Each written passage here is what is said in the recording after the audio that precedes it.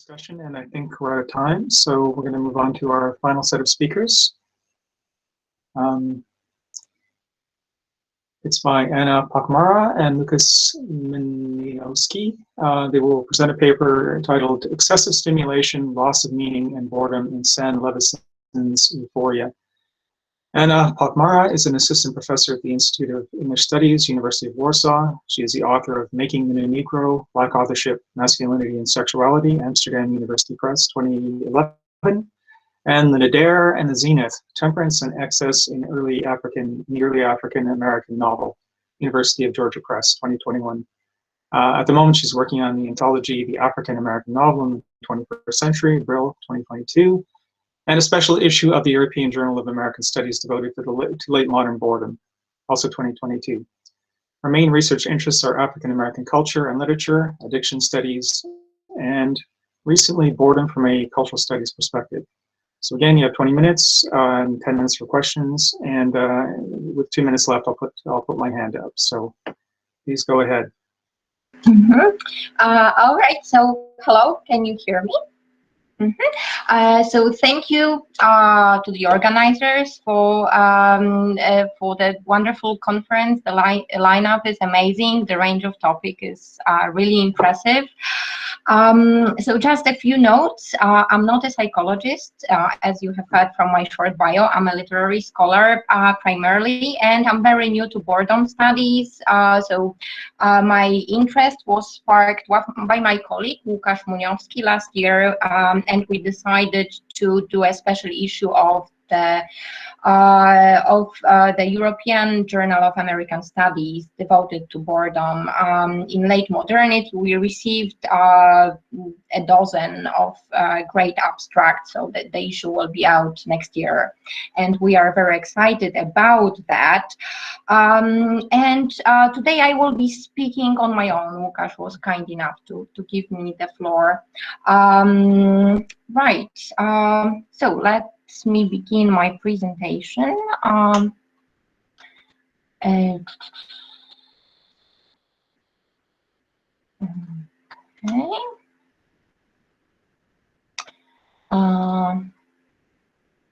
Right. Okay, and now I cannot see anyone, but I hope that you can see my presentation. All right. So I don't see your presentation. Yes, right. Yeah, I can't see anything. Okay, right.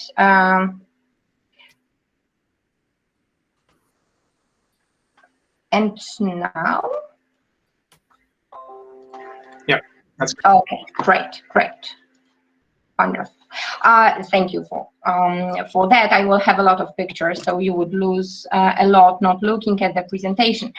Right. Many critics have argued that boredom, as we understand it today, emerged together with modernity, and the boring and the interesting soon became central ideas in the human experience.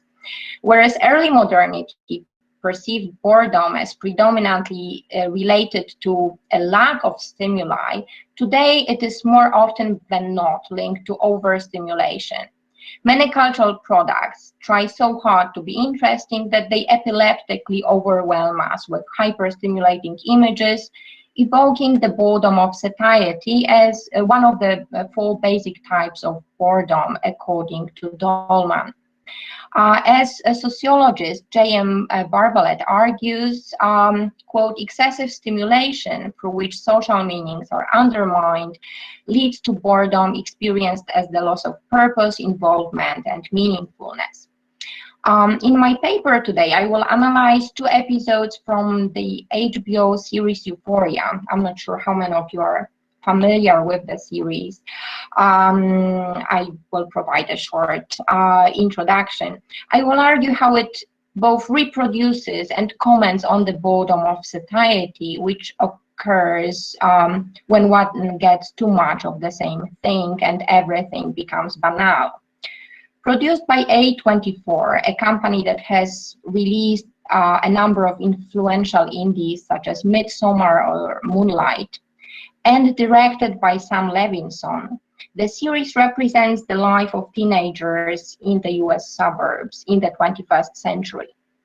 The two female leads that you can see in the pictures are addicted to opiates, Rue and transsexual Jules, and they are respectively played by Zendaya and Hunter Schafer. The show has received mostly positive reviews. What I found interesting was that very different critics have used almost the same phrases to pinpoint its appeal. So Euphoria was praised repeatedly for its visually striking, dizzying, and intoxicating aesthetic. The form and pace of the show, with numerous montage and compilation scenes, mimic the contemporary immersion in social media and digital representations, the virtualization of reality and instant communication that characterize the contemporary world of Snapchat messages, Instagram images, and TikTok videos. The swirling kaleidoscope of today's mediated experiences, sexting, scrolling, online pornography, webcam sex, to name just a few examples, is the key to both the form and the content of Levinson's show. Many teenagers, when they were surveyed about the series, responded that it felt authentic to their own experiences. Euphoria's characters also talk about their relationship to the virtual and the instant, and thus indirectly comment on the form of the show itself. For example, reprimanded for the use of her phone at the table, Jules jokingly says, "I don't think I have an attention span for real life anymore." Euphoria's pace does not require a long attention span. For example, the pilot, one of the episodes that I will talk about today, dynamically switches between three time frames. The present in the first picture, which covers the last weekend of summer holidays with a party as its main focus. The past, which requires which gives us insight into the protagonist's story in unchronological flashbacks. And the future, foreshadowing Rue and Jules's later relationship. So in the span of 53 minutes, we learn about Rue's mental illness and addiction, her experiences of overdosing and rehab. We also witness many intense scenes involving other characters, including several graphic sex acts and a fight with self-inflicted knife injuries. In the slide, you can see stills from the episode, right? So this is one episode that lasts 53 minutes. In the top row, there is Rue's panic attack, drinking, and overdosing. In the second row, a dating app hookup of a 17-year-old Jules and a middle-aged man in a motel. A primary boy selling an assortment of drugs, and Rue taping her friend's urine to pass a drug test administered by her mother. In the third row, there is Jules threatening a jock with a knife, a couple about to engage in a public sex in a pool, and a non-consensual sexual behavior, as you can see. Finally, in the last row, you can see Rue's drug use, her 17-year-old friend stripping at a party, and a sex encounter between Jules and the middle-aged man. That is a case of statutory rape. So the show's dynamic aesthetic and character diversity seemingly recast the myth of boring, uniform American suburbs.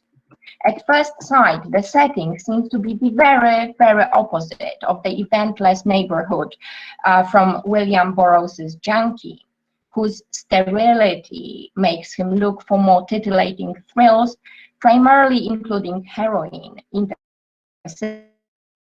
It seems also different from a more recent influential representation of suburban sameness in the signature intro to the series Weeds that probably many of you are familiar with. Little box on the hillside. Little boxes made of ticky-tacky little boxes on the hillside. Little boxes all the same. There's a green one and a pink one and a blue-eyed yellow.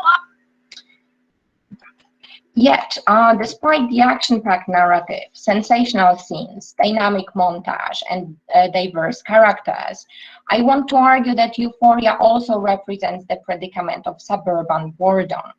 Though in the early 21st century, it is the boredom of satiety.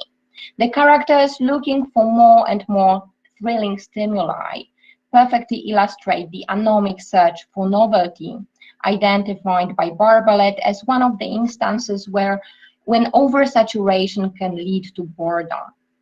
Formally, the characteristic several-second montage scenes that appear in almost each episode, despite their dynamism, aptly represent the condition of getting too much of the same thing. In the pilot, the first montage depicts the American suburb. And then, without warning, a middle-class childhood in the American suburb. Within 5 seconds, we can see 13 middle-class houses, most likely located in Southern California, where the show was shot. Their exteriors are very different. The buildings are made of very different materials, wood, brick, stone, and come in different styles, colors, and sizes. Yet, the fast pace of the compilation and the similarity of frames actually signify repetitiveness and sameness. In another montage scene, we are introduced to Rue's drug habit.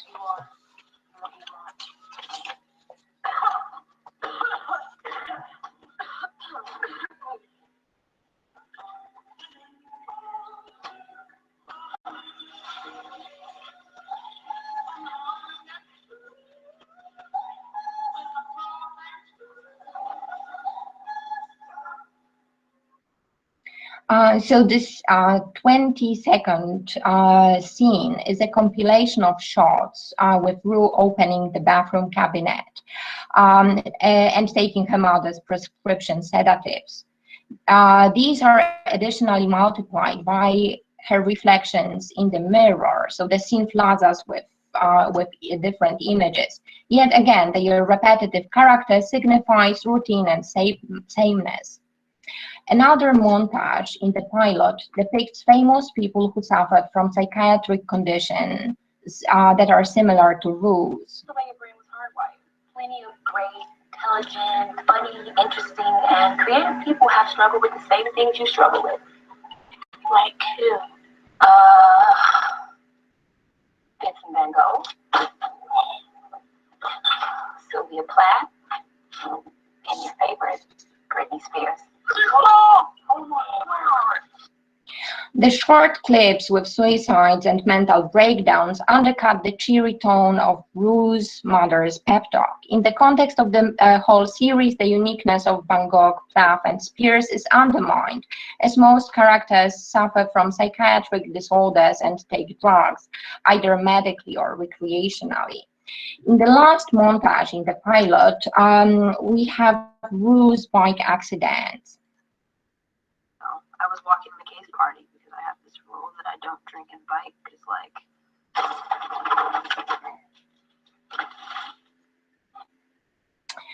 It is formally similar to popular video compilations of skateboarding slums.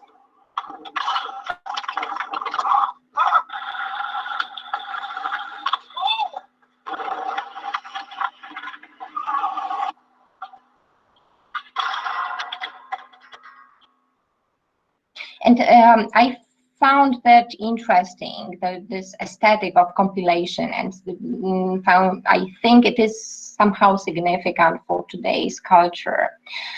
So such videos as these take away the sensational and exceptional character of skateboarding crashes in this case. Composed out of climactic moments, they lack any suspense or narrative development, and thus they preclude any form of engagement or reflection. They remind of the literary descriptive method that, instead of characters' development, represents a series of tableaus, which was criticized by Georgi Łukasz for transforming, quote, men into still lives. According to the Hungarian critic, without, and I will quote here, an interaction of the characters with world events, objects, the forces of nature and social institutions, even the most extraordinary adventures would be empty and meaningless. Paradoxically, such compilations posted to cure boredom leave the viewer with a sense of emptiness and meaninglessness, with the boredom of satiety that cannot be cured with the next YouTube video that automatically opens. The compilation of Rue's bike accident has an analogous significance. The individual incidents are devoid of any larger connection to her story. In a later scene, Rue lies in bed scrolling what seem to be Instagram images and texts Jules, "I'm bored, help me." As Jules does not answer immediately, but only after several hours, Rue takes opiates to feel better. Hence, although Burroughs' suburbs lacked any stronger stimuli, in contrast to the post-war metropolitan world of bohemians and junkies that he describes in the novel, and in Levinson's show, heroin and other excitements are omnipresent in the suburbs. Both junkies and Euphoria's narrators experience boredom. Euphoria represents excessive stimulation, which is neither involving nor meaningful. It is expressed both through the content and the form of the show. Content-wise, we can see the characters immersed in the virtual reality of their phones, repetitively stimulated with different drugs and seeking novel sexual experiences.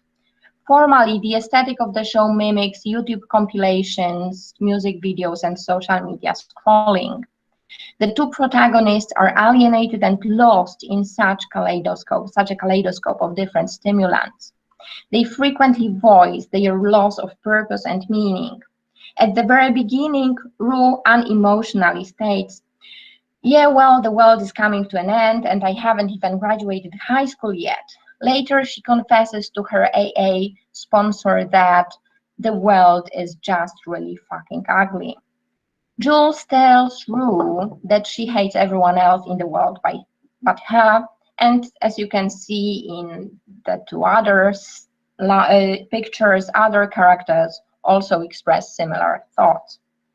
Barbalet argues that boredom, because it entails dissatisfaction with the lack of involvement or meaning, and we talked about it, we listened to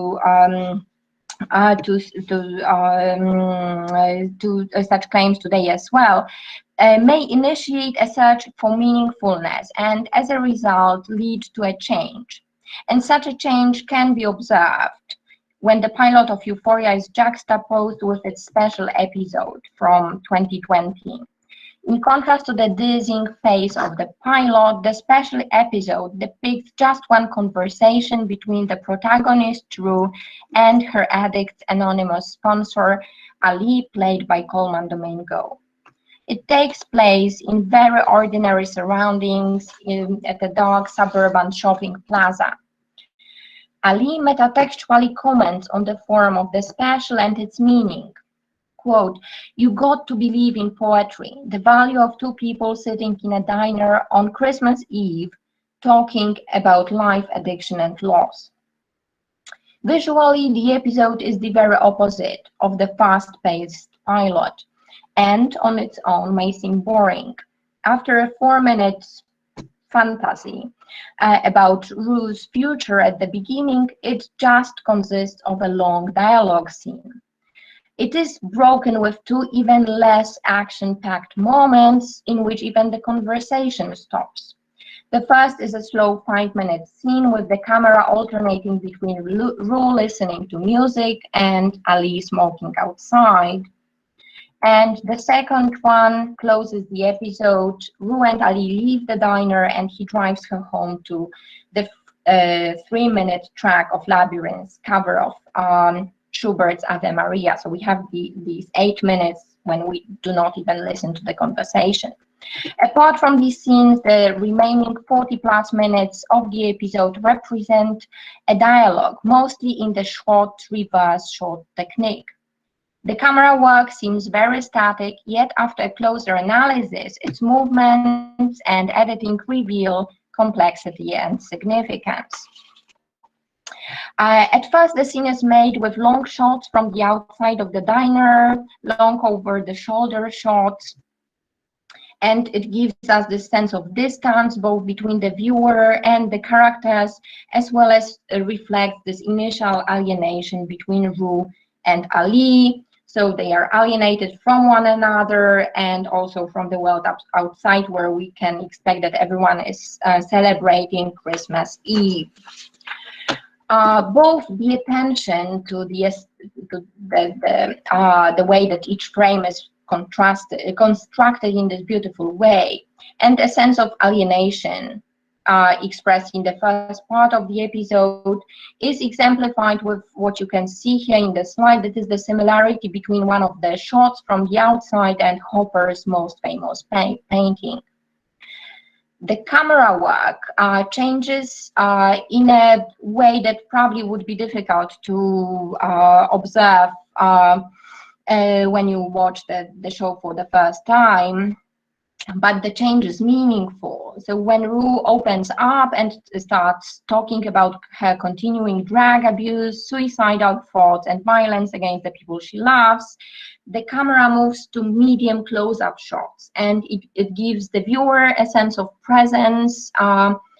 Very frequently, both Ali and Ru are visible in the frames because of the over-the-shoulder shots. So there is also this impression that they are closer, that they have a more meaningful relationship. Yet, despite the complex camera work and beautifully constructed shots, the overall impression that the episode leaves is the very opposite of what we tend to expect from the interesting and engaging cultural products today. It is not action-packed, there is no suspense, no narrative. It does not engage the viewer in the way that we are used to.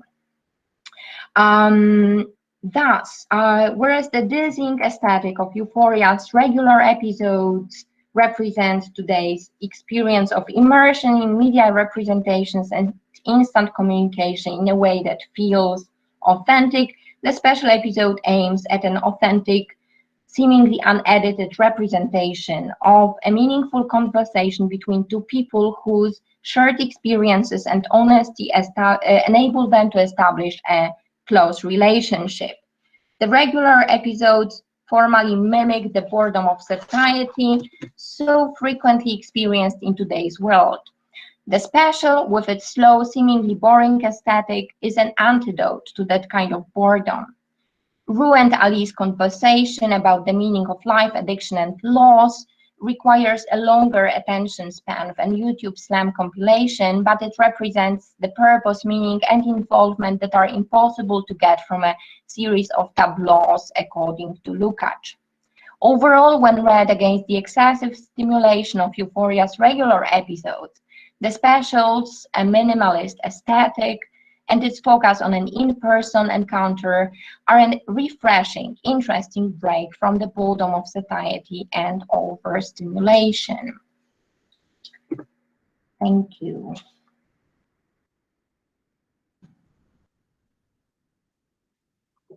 Yeah, thanks, Anna. That was great.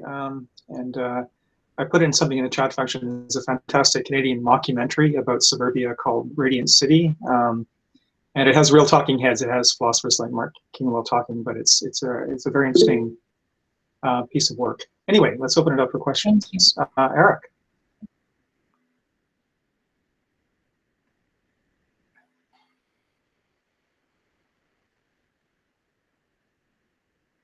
Oh, sorry, I wasn't used to the system, so I didn't find this unmute button. Thank you so much for this talk. I thought it was brilliant. I must honestly admit that I don't know this show, but I saw so much in your summary and analysis that reminded me of a discourse that goes actually way back. Kind of something that also brought me into academia. Writings by the Frankfurt School, and they you know, the concept of alienation is central in that philosophy, or these different philosophers and their colleagues. But we heard of Benjamin also, and so boredom is clearly an essential element in alienation. If you think about alienation perhaps as a superordinate category with you know, different experiences, but boredom is an important one in that.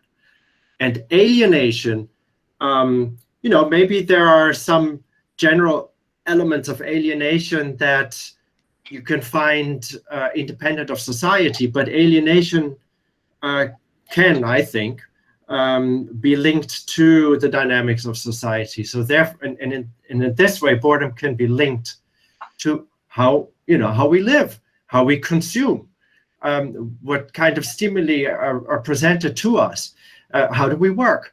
And in the discourse of boredom, that falls a little short in psychology, right? So I'm very thankful to your for your you know, contribution to this discourse.